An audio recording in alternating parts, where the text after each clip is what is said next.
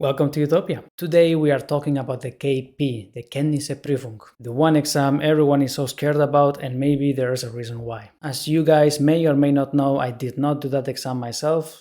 Come from the European Union, studied in the European Union, and I did not have to do that, and I'm so glad. For those of you who did, since I cannot give you advice myself, we will once again be bringing the help of Dr. Lindeque from Medde Online to answer a couple of questions. Before we go to the questions, they make amazing Kentnissprüfung and FSP-Prüfung courses for people literally like you, so it's no coincidence that they are here in this video. If you do happen to be interested in their videos after listening to this conversation, there is a discount code from me from 15%, I believe, not sure. So let's get to the Kentnissprüfung. Main thing you need to guys know about the Kentnissprüfung before starting to prepare for it. The Kentnissprüfung can only be done 3 times. This means you can fail it once, you can fail it twice, but you cannot fail it thrice. If you fail the 3rd time, you are not given a 4th time. You cannot do this exam again. You won't ever work as a doctor in Germany. So it's a big deal, and therefore it's extremely important that you prepare very well for this exam. Just like the FSP, you could fail it 20 times if you wanted to. This one is more serious. Because of that, extremely important that you are very, very, very well prepared already for the first time. So already on the first go, you pass the exam and then there's no pressure anymore.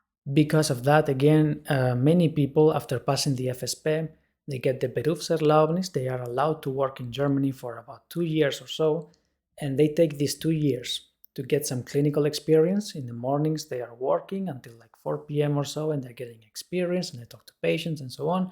And in the evenings, often they go to classes and they prepare for this exam.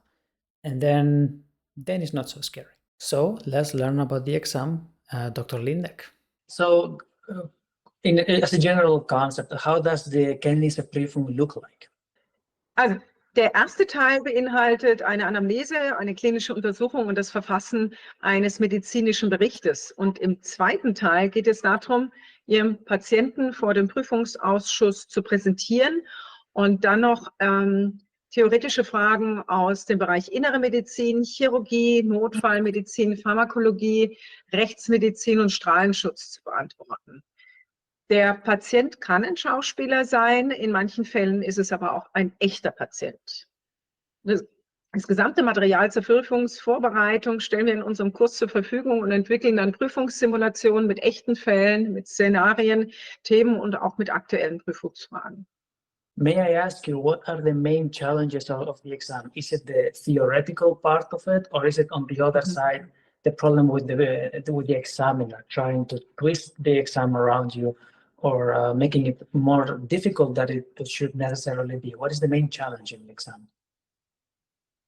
Also meistens liegt es tatsächlich daran, dass man die Prüfung nicht gut genug kennt und nicht genügend Prüfungssimulationen gesehen und auch aktiv mitgemacht hat.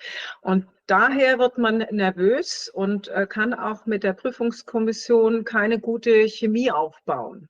Ja.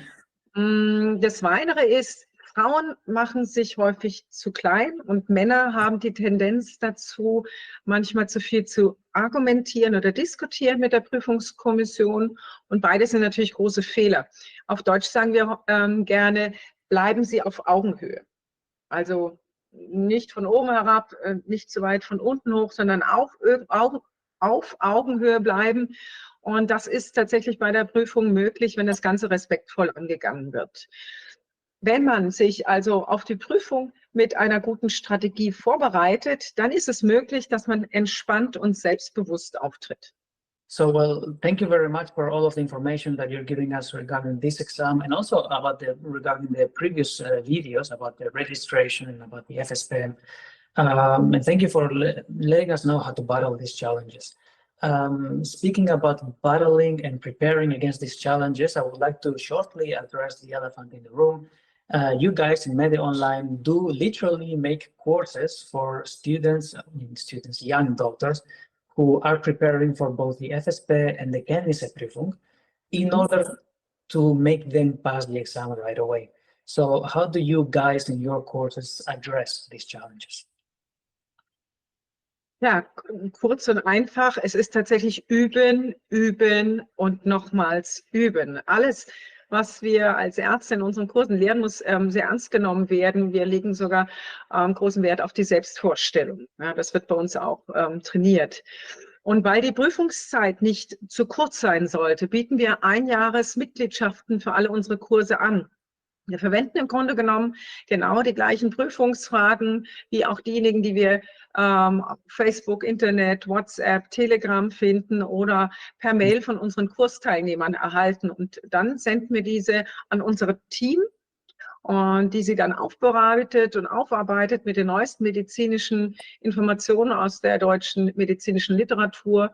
Und wir simulieren dann diese Fragen und bieten Live-Kurse sowie Live-Simulationen an. Wir laden dann all dieses Material auf unsere Plattform hoch, damit die Studenten dann nach ihrem Tempo sich vorbereiten können und lernen können.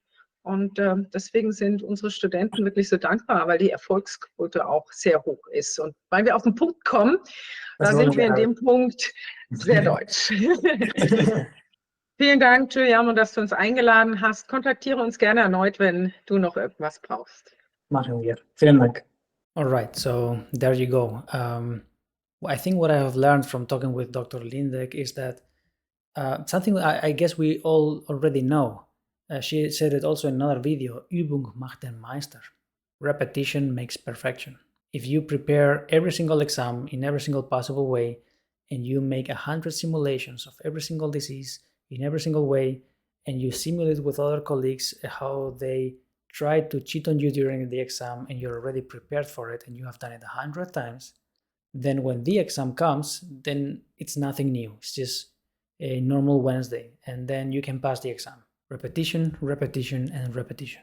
I hope that with this video and the two previous videos, you guys learned a bit more about everything related to coming to Germany and doing these exams, and about how to prepare for these oral exams with professors, with these examiners. I would also like to say thank you very much to the Dr. Lindeque and the team of Medde Online for giving us their knowledge, independently of whether you guys want to buy their courses or not. I think the tips and tricks that they gave us, that is for free, and for that we should all be thankful. If you want to find some more information, I already wrote an article in my blog, and yes, I have a blog, so you can check it out. The link is in the description, where we talk about the similar things regarding also learning German, preparing for this exam, and so on. And other than that, I have nothing else to say. I hope you guys learned a lot, and I wish you all best of luck in the exams and in the preparation to come to Germany. Take care.